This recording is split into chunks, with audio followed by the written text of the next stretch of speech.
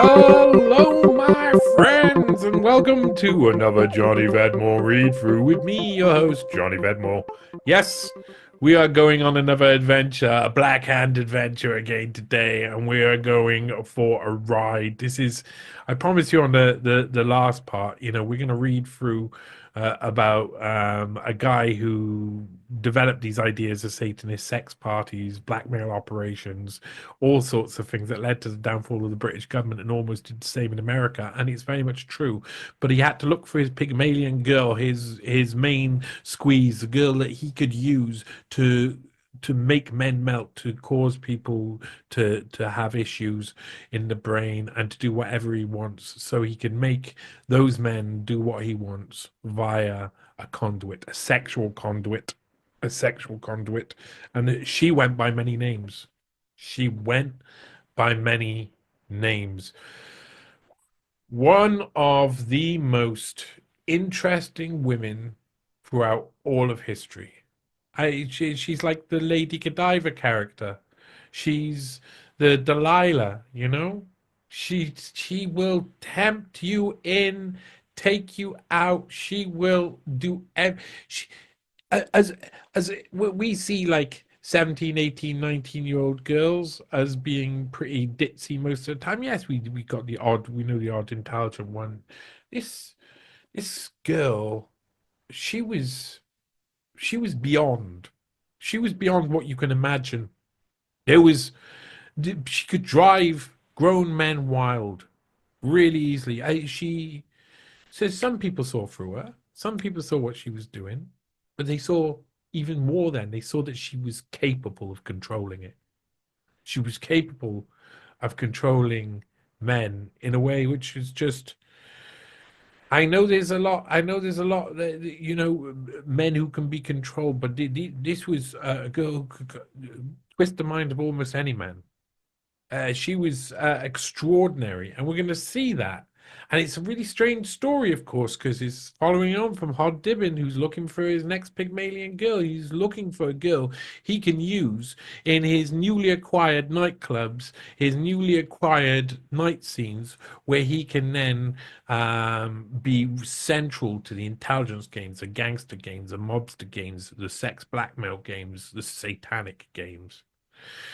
And he creates what we see later on, the eyes wide shut man in the mask parties and the like. He's the first guy who creates what we see, the peacocks walking around with fountains in the room while women and men have sex around the place in a satanic theme where nobody really knows who each other is and all of this sort of stuff. He knew psychology. He could do washer washer with your mind. Really a strange guy, Hod Dibben. And, when you examine these two, at first you're like, oh, she's a victim and he's the fiend in it. And there's no doubt Horace Dibben is a fiend. He is the fiend.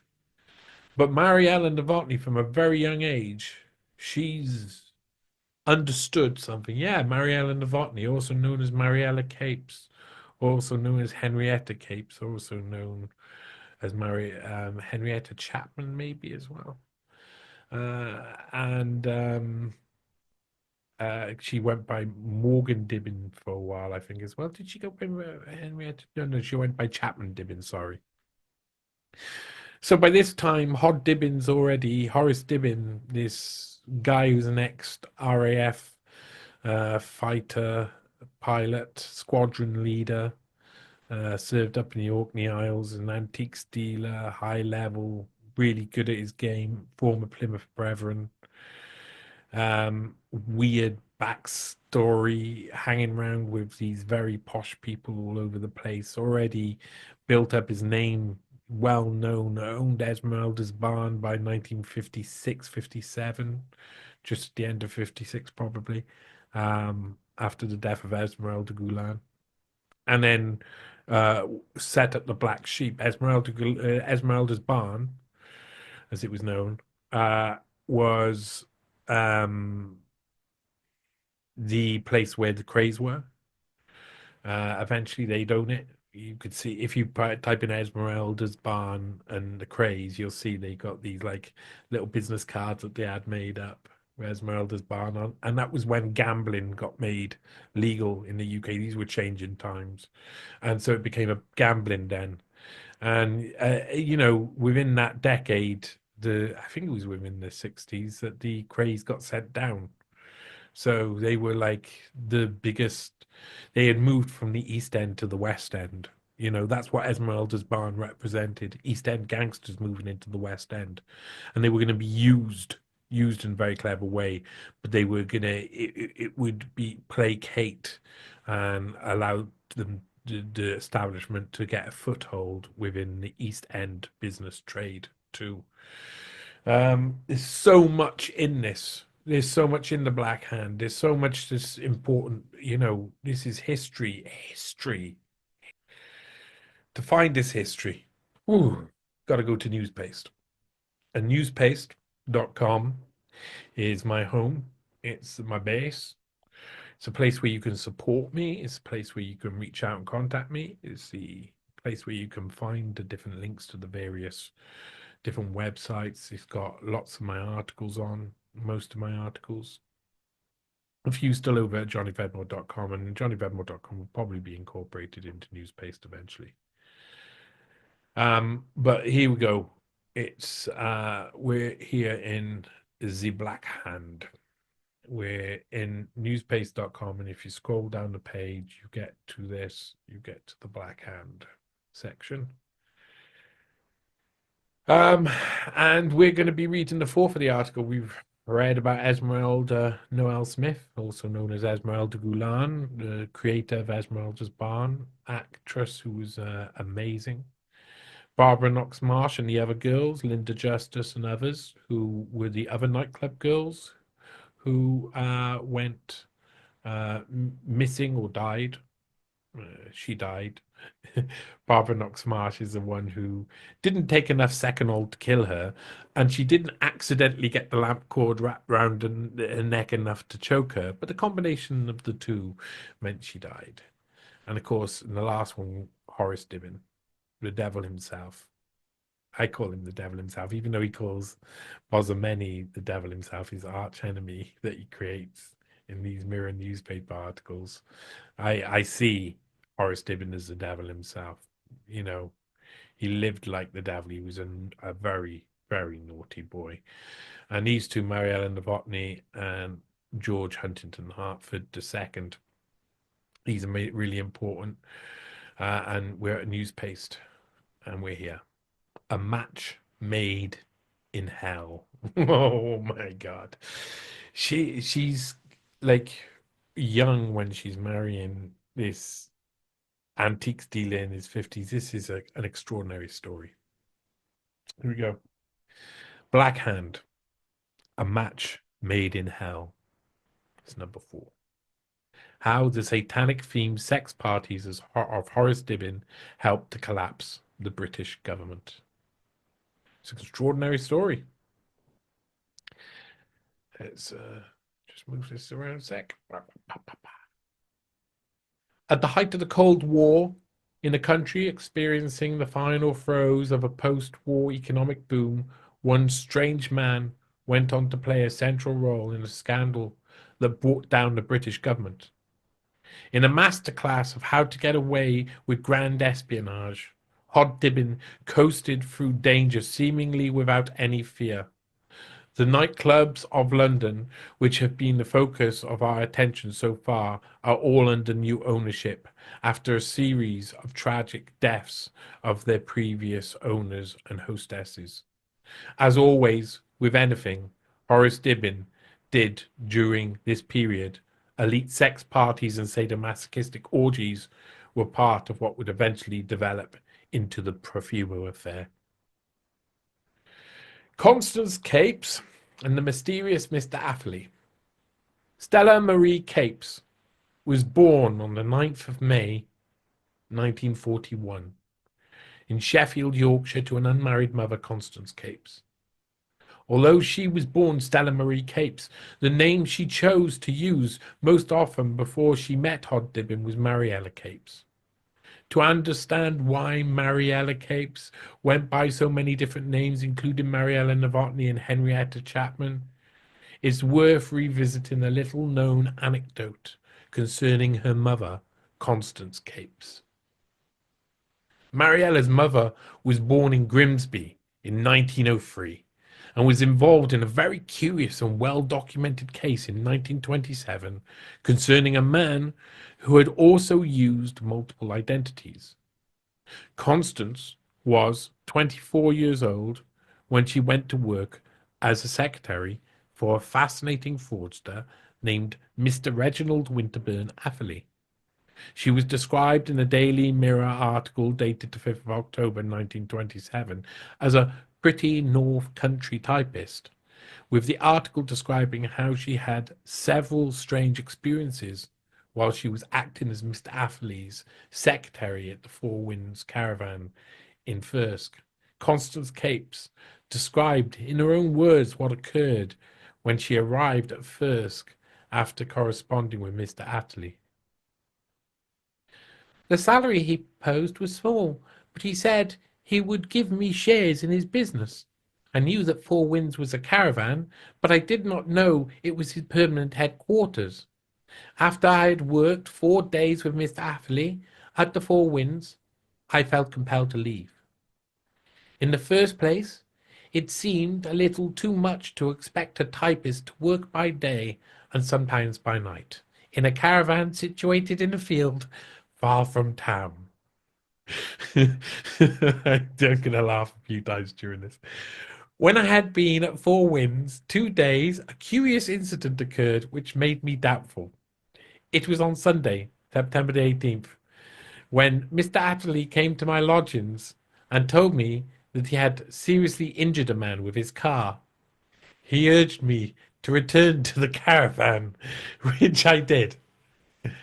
At the Four Winds, he got me to type a letter to a woman in Southport stating that Mr. Winterbourne was dying, and if she wished to send him a message, it would be delivered to him on regaining consciousness. I then received an amazing request to sign the letter as Mr. Winterbourne's private secretary. I must explain that Mr. Atherley sometimes called himself Mr. Winterbourne. On the Tuesday, he astonished me by asking me to sign most of his letters for him. I told him that I could not put my name to some of his correspondence. I remarked that I thought I had better leave. In consequence of this, I left his service the same day. Of course, I received no salary, but I was glad to be away from Four Winds. Although I was in need of a job, I think I acted for the best in leaving, and I'm sure every typist would have done the same.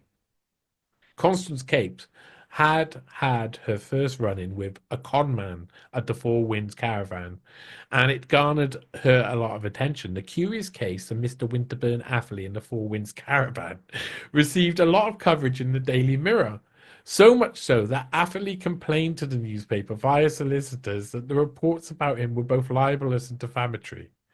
But it was not only a lone typist, Constance Capes, who was standing up for the truth, as there had been a number of fraudulent incidents involving the elusive Mr. Atherley, including with Captain Dennis Erwart Bernard Kingston Shipwright, a former MP, who took it upon himself to confront the con man on a station platform, with conversation being described as both heated and futile.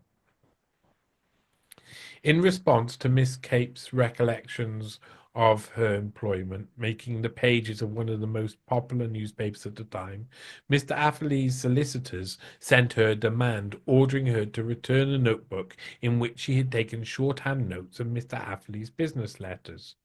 Constance was lauded publicly for her response, with the plucky young lady stating, Read notebook.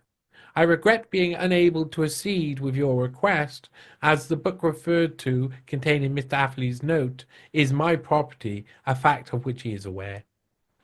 Many other victims of Atherley's fraudulent behavior contacted the newspaper after they read the Winterburn Atherley stories, giving their own experience of this conman.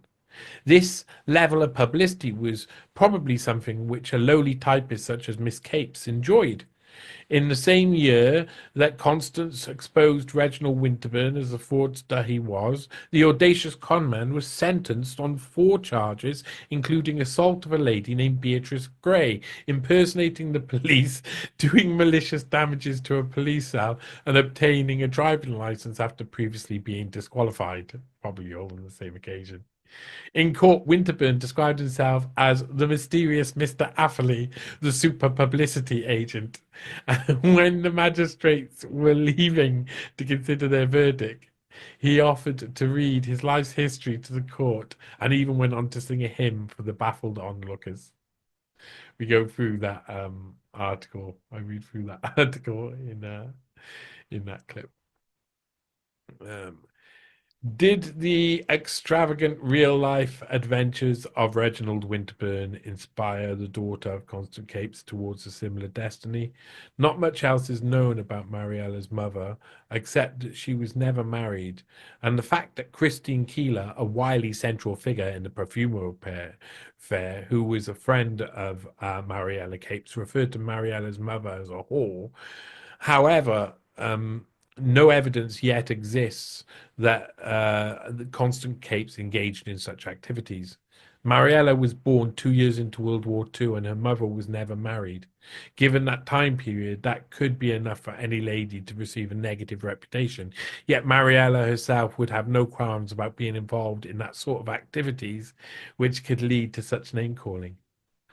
On the 7th of October 1940, Mariella's mother is noted as Miss Constance Capes in the Daily Mail newspaper while attending the wedding of her sister, Alice Capes. Roughly 8 months later, Constance Capes gives birth to one of the most famous vixens of the 20th century. The next time Constance Capes was to be mentioned in the British press was in the Daily Telegraph on the 6th of June 1961. In an article, Constance and Hod Dibben are reported as meeting with Mariella as she arrived into Southampton on Queen Mary after multiple intelligence agencies had coordinated to smuggle her out of the US. This girl. The Hod couple. By 1958, Mariella Capes was cast in Folie Bergère London Review, a form of theatrical entertainment consisting of short sketches, songs, and dances, called A Que Folie, at age 17. On the 30th of January 1958, it was announced in the Stage magazine that the French Review was heading for the West End. The Folie Bergère was a cabaret music hall which was located in 9th arrondissement in Paris. It had opened in 1869 and was famed for featuring raunchy nude cabaret, something which England in the late 1950s was still not quite ready for, culturally speaking. There she is there. She's I believe she's 17 years old there. Jules Walken, who was representing the owner of the world rights of the official Folie Bergère, announced that James Lorry was to present the show in London with rehearsals were planned for March of 1958. Laurie would have to delay the production by a few months, so he also had another curious international project to deal with first. In April 1958, it was reported in the Stage that in July, Mr. Laurie is going to Australia to present his wife, Rosina Reisbach, on a 3-month concert tour, and in the autumn, he has plans for presenting an American opera, Behind the Iron Curtain. By June, the review of Arque Foy had begun receiving negative attention from one of the highest officers in the United Kingdom. The daily newspaper, based in London, reported that changes have been ordered by Lord Chamberlain's office in the Folie Bergère Review at Querfolly, due to the open night at the Winter due to open tonight at Winter Garden Theatre, Drury Lane. The demand had come on the opening night of the show on the 28th of June 1958, and if necessary changes were not made, the show would not be able to continue. James Lorry would be quoted as saying, "We've made minor modifications, mostly concerning the nudes. One of these nudes was a very young Mariella Capes, who was still a minor. She was also to be used to advertise the raunchy cabaret with pictures of her adorning page 2 of the Daily Mirror and an accompanying paragraph describing her as Edwardian striptease, in referring to Mariella Capes as half-dressed in coral pink negligee. By August 1958, the People newspaper was describing the Folie Bergère dancers as angry chorus girls after James Lorry demanded that they commit to pack drills to improve their performances, after girls were found to be going to so many parties and getting so little sleep that their dancing was suffering. Just 2 months later, the Daily Herald was reporting on the flagging act under the headline, "Nude Showman Denies Close Down." Nice title. Describing the act as costing £40,000 to produce and insisting that James Lorry denied that the show was closing. The reporter, Mike Nevard, states, "Mr. Lorry is thinking about the girls, and if audiences don't come up to scratch in the near future, girls like Mariella Capes will be trooping to the nearest employment bureau." That's not where she'd be trooping. The show was noted in the latter articles as running for only 4 months before it flopped, yet Mariella Capes was hardly heading to an unemployment bureau in search of work. Instead, she was soon to wed none other than Hod Dibben, who would later make Mariella Capes one of the most famous women in the world. In an article entitled "The Club Boss to Wed Waitress," the Sunday Mirror on the 24th of January 1960 continued with a bizarre plugging of the life and times of Horace Ronald Dibben. On this occasion, reporter Matt White was sent to find out about Horace Dibben's new young lady friend. After giving a brief recap of how Hod had previously made his former ward Patsy Morgan Dibben into a charming young lady, White writes, "Patsy Morgan Dibben, the girl who was the subject of his first experiment and added his name to her own, left him 3 years ago, after he made her into the hostess with the mostess in London's West End. Patsy's successor is blonde, checkboard Mariella Capes. Dibben met her 6 weeks ago when he advertised for girls to work in his new Mayfair club, the Black Sheep." The story of how Hod and Mariella met is hard to take seriously and was likely told to the media in order to obfuscate the true nature of the first encounter. Per this narrative, Mariella had apparently gone for a job interview at the Black Sheep because she thought they needed dancers. She was soon to discover that they needed waitresses rather than dancers. However, the article goes on to state she was so short-sighted she was unable to see customers trying to attract her attention. It was also reported that Hod Dibben's business partner fired Mariella as a result, after which point she went weeping to Horace Dibben. Hod, being a gentleman, told her that he'd like to marry her. She had already said yes, but it was then reported that Dibben bought Mariella a pair of spectacles so she could see him properly. The article reads, "She blinked at him, took in his mutton chop whiskers and said, 'I still love you, and I can't wait till March. Let's get married right away.' So the date was brought forward to next Friday." The article only gets more tongue-in-cheek, with Hod Dibben being quoted as saying, "By giving her those glasses, I've opened up the world around her. Mariella will do her hairdressers and beauty salons until we find the hairstyle and makeup which suits her best.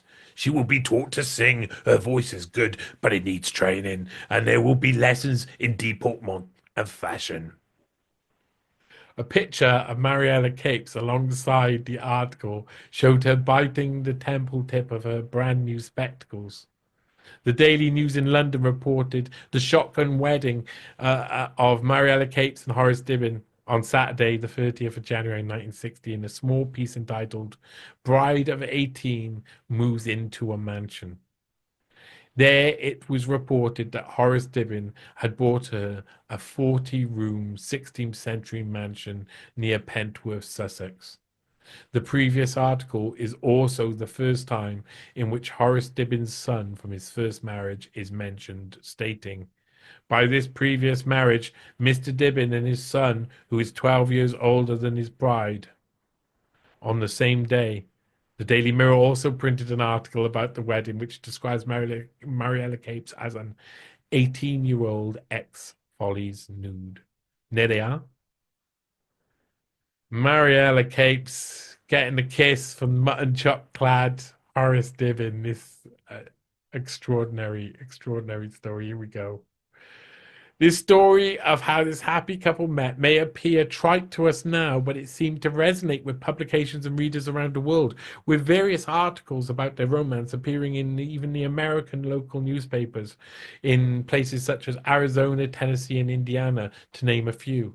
One article on the 1st of February 1960 in the Yuma Daily News and the Arizona Sentinel stated that the couple had giggle fits at their wedding ceremony, with the article reporting on how the priest, referred to as the preacher in the American newspaper, warned them, "This is a serious occasion.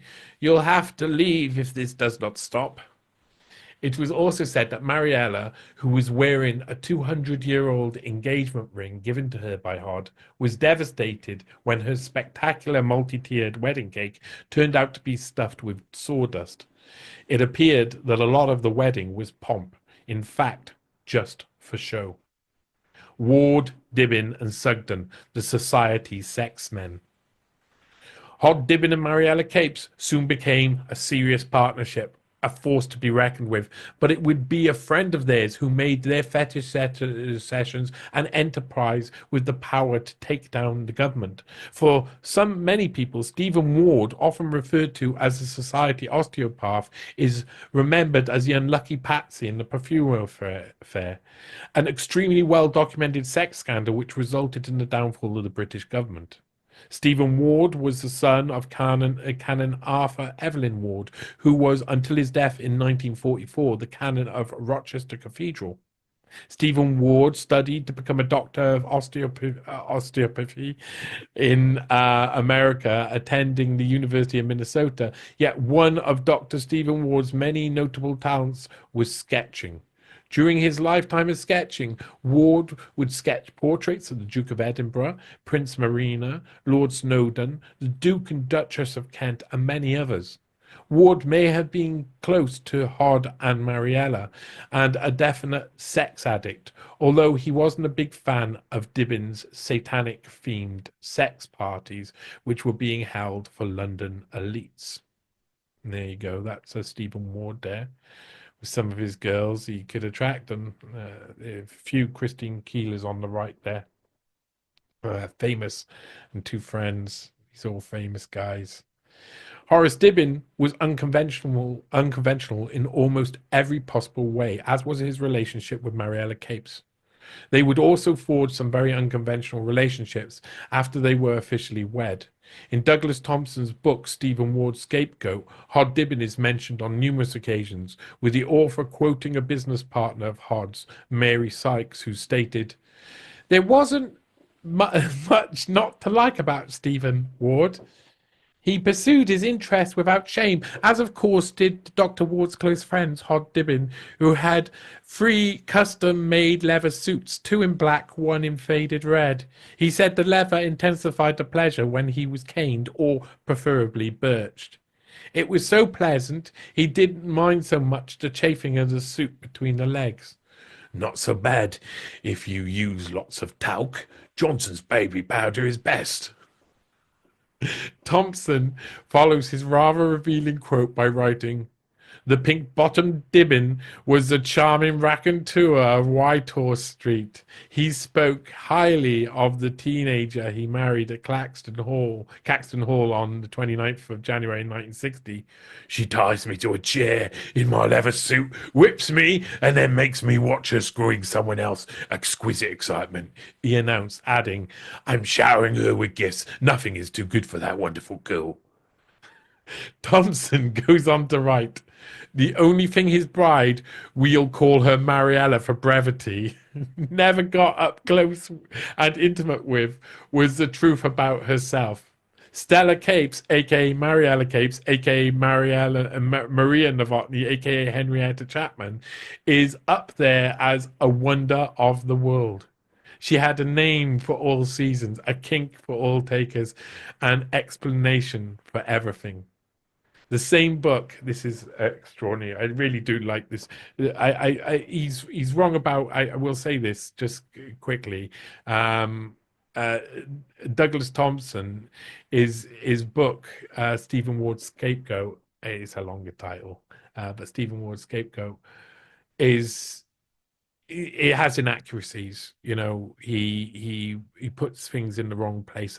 They're little inaccuracies, and I don't think they have looked in or concentrated, and he gets certain things wrong about, like, Patsy Morgan Dibben being the one who created Esmeralda's band. It was just like those little things were wrong, but I really like his description, his use of words, and a lot of that. I will complain about his inaccuracies. I will complain about his inaccuracies, but you go through a long process when you're researching these things to make sure there's as little inaccuracies as possible.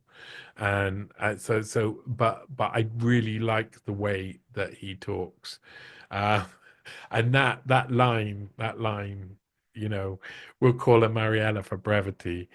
I mean, you understand that now. In the same book would also quote the renowned London gangster Bobby McHugh and his experience with Mariella Cape, stating, "The only thing that was consistent about Mariella," said Bobby McHugh, who knew her well, "was that she wore her hat at all times.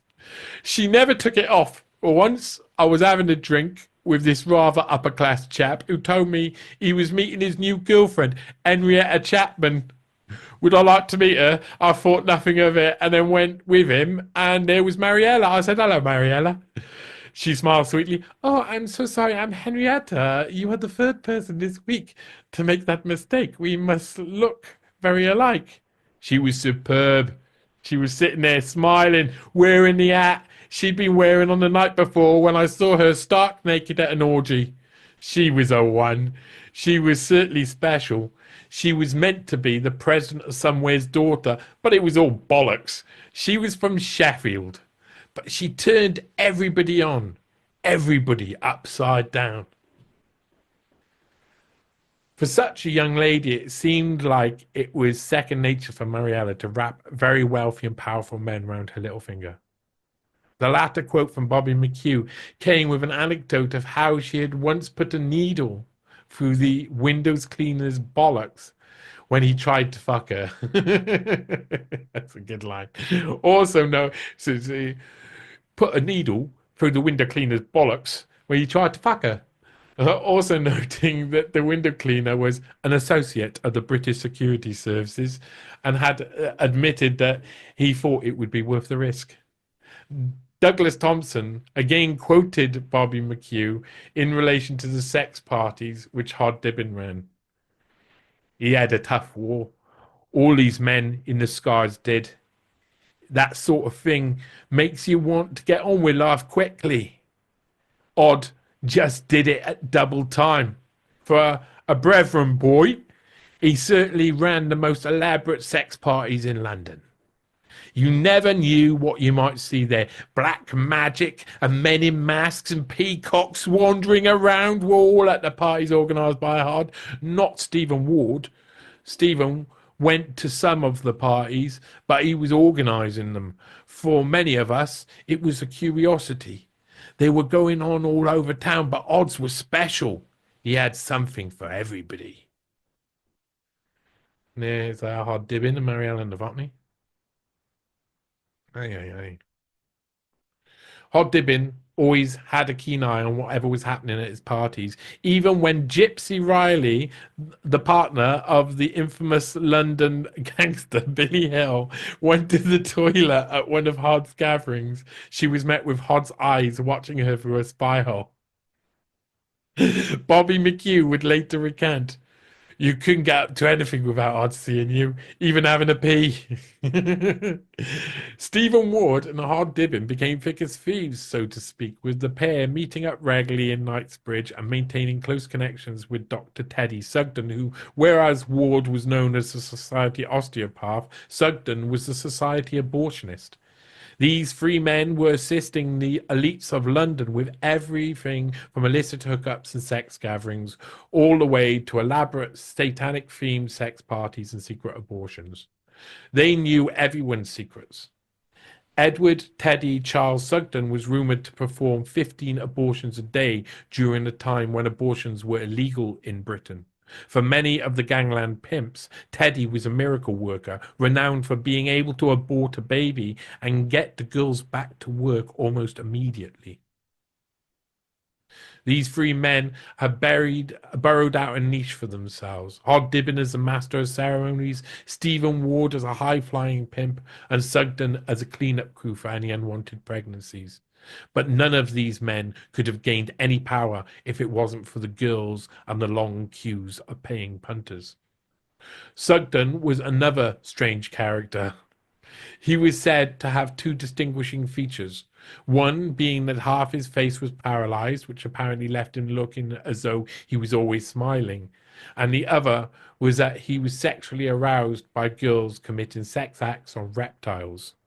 Mariella described him as a 150 guinea man, and Lillian Pizzacchini's claims in a book, the Novotny Papers, that his illegal abortion clinic specialized in society ladies, actresses, and whores pimped by gangsters who ran Soho.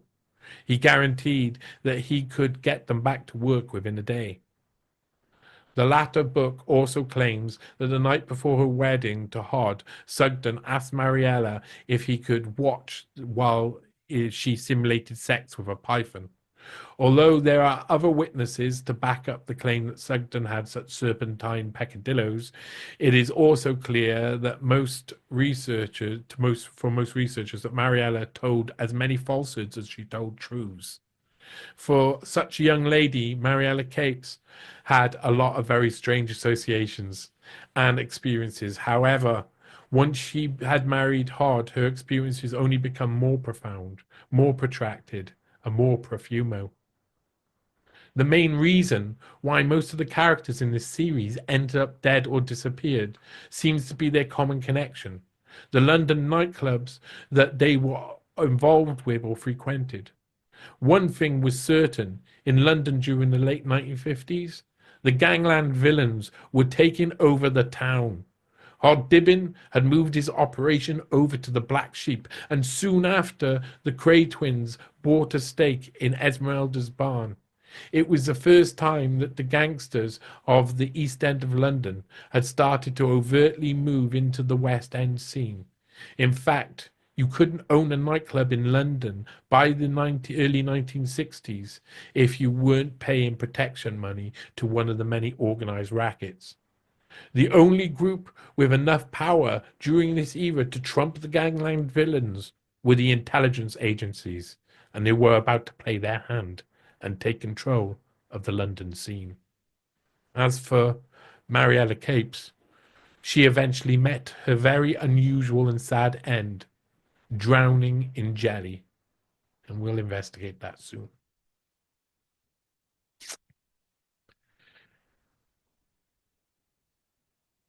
What a ride. Hod Dibben and Mariella Novotny. It gives me such weird feelings. It's like I've studied it so much. I've looked into it so much. I've seen every angle, heard every pitch. You know that people do. They pitch their stories, their angles, what they believe is going on. I've seen all of them. I've seen all of this. I've seen it all. I've seen it all.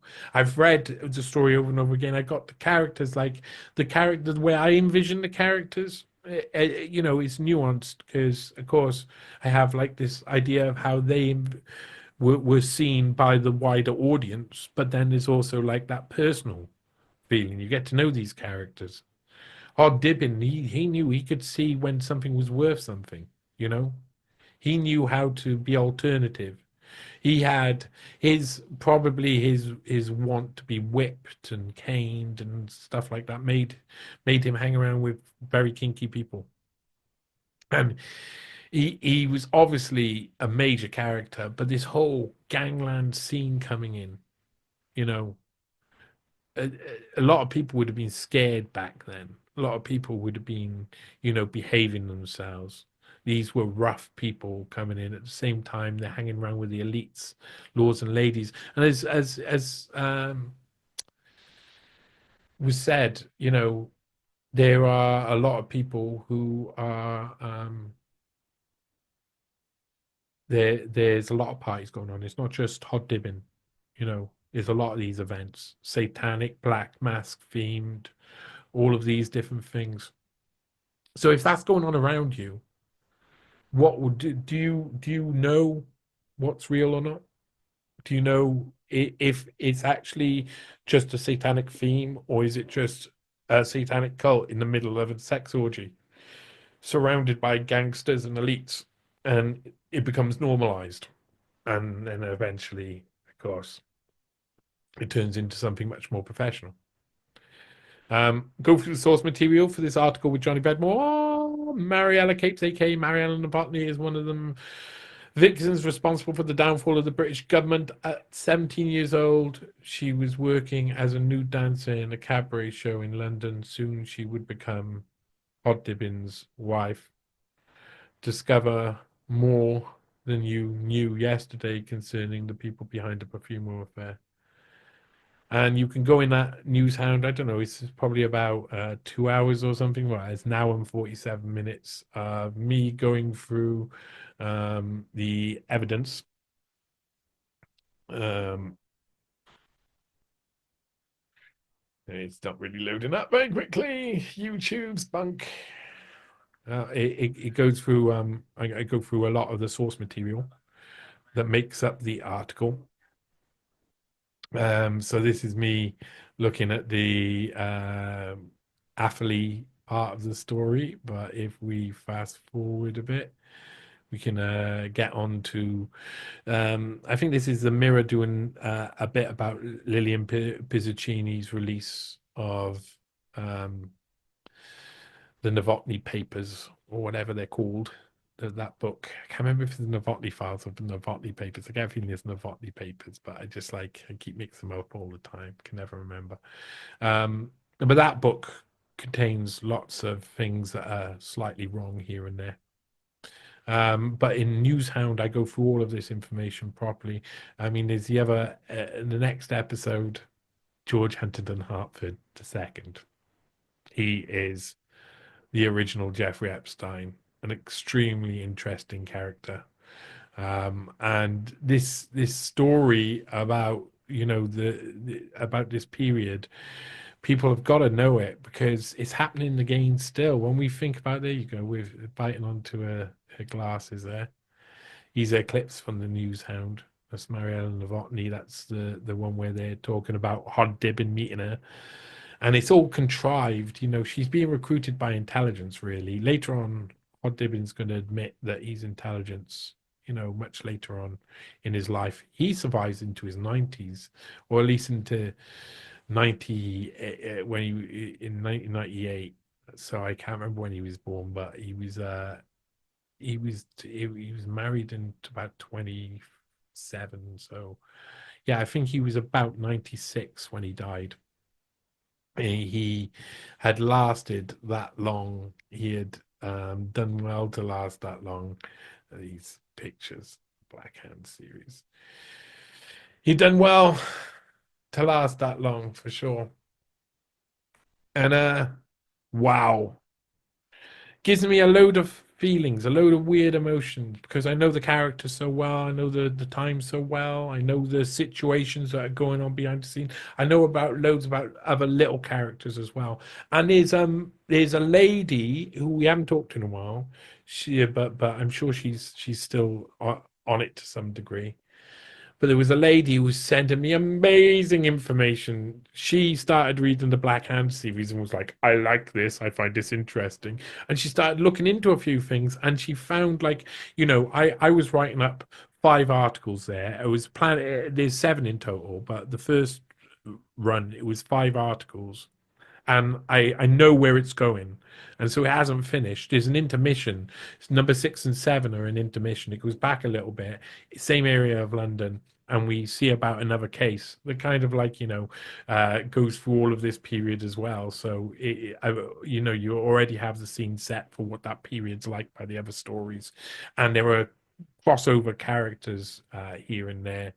But the next parts of these, George Huntington Hartford II is really important, really important. But then after that, there's some people who like need to be shown to the world. They're the ones who do things behind the scenes. They're the people who are really complicated to explain. You have to show people who they are. There's one person in particular who's fascinating, fascinating. I haven't got to him yet, but getting to him. Um, and then I want to tell the whole rest, the end of the Mariella Hodge story. There's more to that.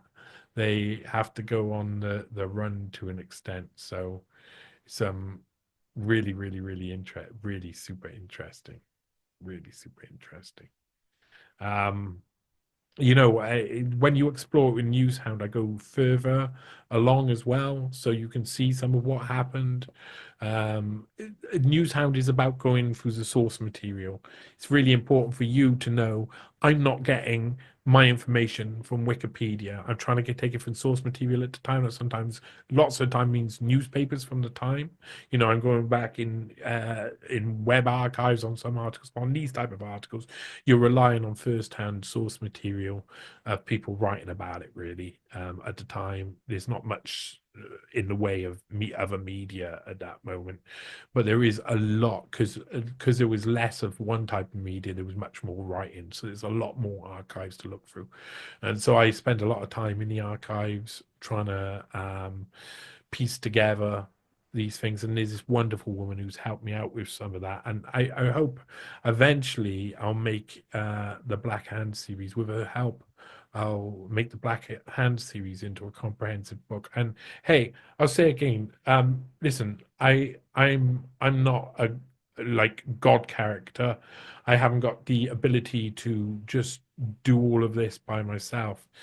When I find good researchers, and someone who's listening to this now may just be one of those good researchers. So when I find good researchers, it's like gold. It's like gold. It's amazing. If I find someone who has a real love of a certain subject and wants to discover more about it and is self-motivated, because I've worked with people who like they want to do it, but then the obsession part isn't there. And if you don't have obsession with this stuff, then very quickly you'll be like, oh, I'm gonna go do it. I'll miss it out tonight and I'll do it tomorrow, or I'll miss it out tomorrow and I'll do it the next day, or I'll do it on the weekend. I'll do a little bit. I'll have a little, and it's always like the putting stuff off. I still do that in my life in different ways, in different articles. Um, I think you probably need a certain amount of that in your life. You need a certain amount where you feel like you've got purchase over the decisions you make about what you research and what you look into. But when I find someone who's like, when I wrote the Third Way article, Clinton and Blair, the Third Way dossier, which came out just as I'm speaking now, like a couple of days ago, Darren Kenton helped me with that, and Darren Kenton's helped me before with other things. And it's like, it's again research gold. He knows I don't have any money. He knows that I don't have a massive platform. He don't care. He wants to know the story. He wants to understand what the story is, and he wants someone to tell the story. So someone who wants the story, knows how to research, knows how to look, knows how to read, and loves doing that sort of stuff. I'm the person who can help be the conduit to get that information out. So then I get to be like, I get to write an article I get by Johnny Vedmore with key research by Darren Kenton, because he became one of the most important parts of that. Without him, I would never have gone and understood a massive paradigm we're in now and how to explain it to other people. Third way politics. I started when I discovered about it, when I learned about it, I started talking about it. And when I was doing TNT radio, there was people who were coming on, and I was saying, hey, have you heard of third wave politics? And they would skirt away from it really quickly because they've maybe heard a little bit, but most of them haven't heard it at all. They don't understand what it is. It's a paradigm that we constantly revert to that gets closer towards globalism as well. It's, a really important, and with a researcher who's got that self motivation, that drive, that interest in the subject. That means that if they want that story to be told, well, I'm as the person who can put that story down on paper. And that's what I want to express to people. If someone, I need help financially, support, buy me a coffee, Patreon, all of that, regular support is amazing. But also there's other types of support. If you really, really want to tell a story, but you don't know how to tell it, or if you want to tell a story, you're really good at researching and you want to learn how to tell it yourself, then I'm here. I'm here because I am one part of a puzzle. There's like loads of people who can do loads of different things. I can do I write things down in chronological order. I put them out there. I put them in. I spend a lot of time wording things. Probably comes from being a songwriter. I spend a lot of time wording things, structuring things to make myself feel like, okay, I'm telling that story in a way that people will understand it as best as possible, and not be getting obsessed just about one bit of it, telling the whole story. That's what I try and do with my work. So I'm good at that. I'm good at getting the story down, finding the information. I'm a really good researcher, but other people like this one lady helping with the Black Hand series.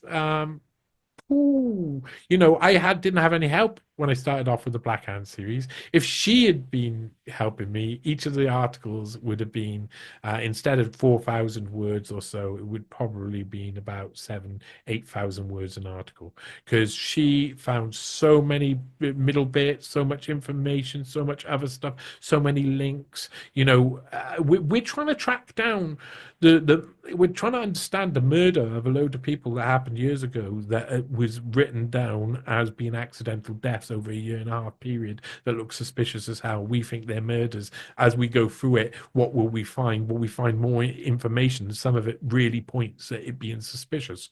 So, it's once someone gets that spark inside them, it's a natural spark. So if you don't have it, you don't have it. Don't feel bad about it. But if you do have it, and you got something that you've got to be in your bonnet about something, and it aligns with what I'm doing.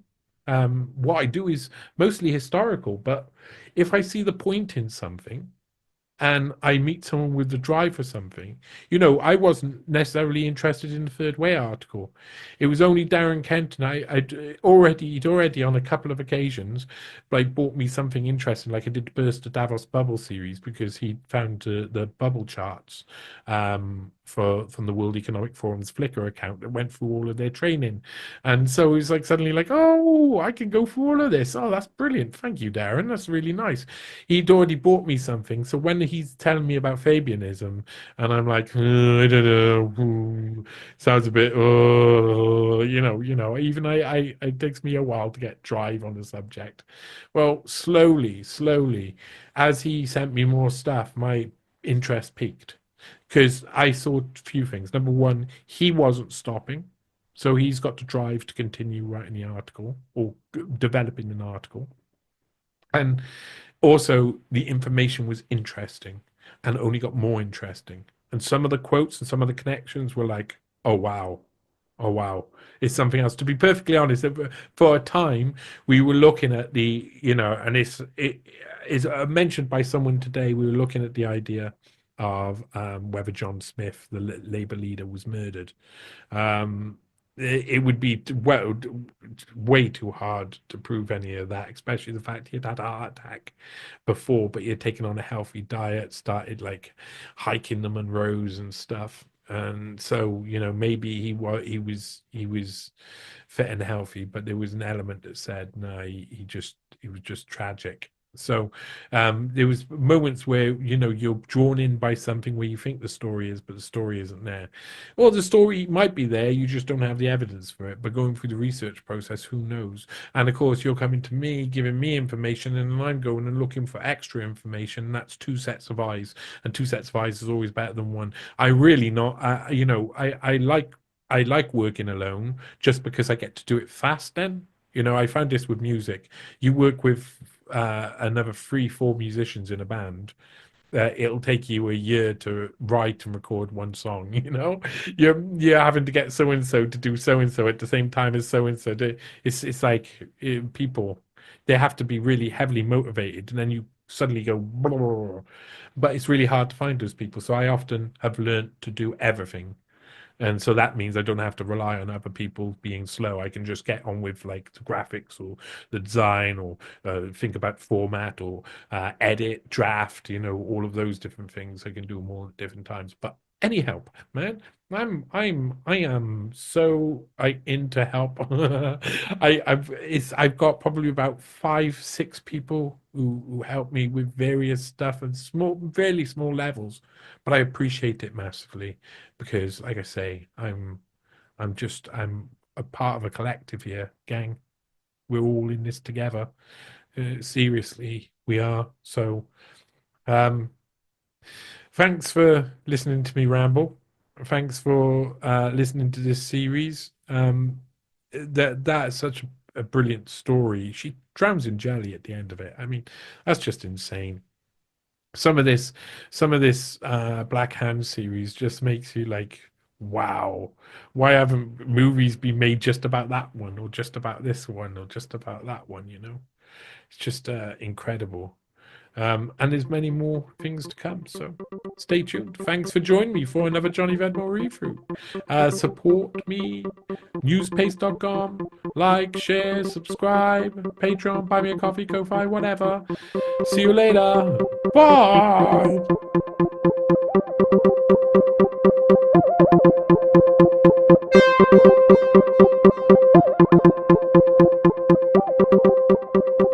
Young generation, like Prime Minister Trudeau, President of Argentina, and so on, that we penetrate the cabinets.